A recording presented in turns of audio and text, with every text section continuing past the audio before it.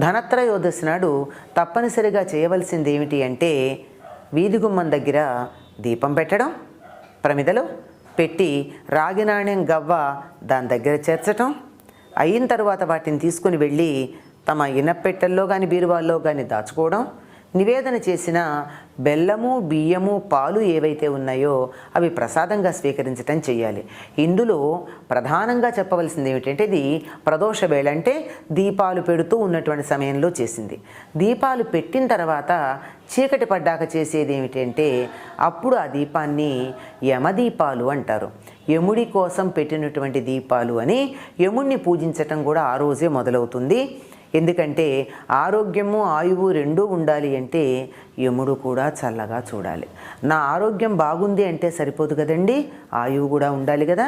అంచేత అనారోగ్యం లేకుండా, అపమృత్యువు లేకుండా ఉండాలి అంటే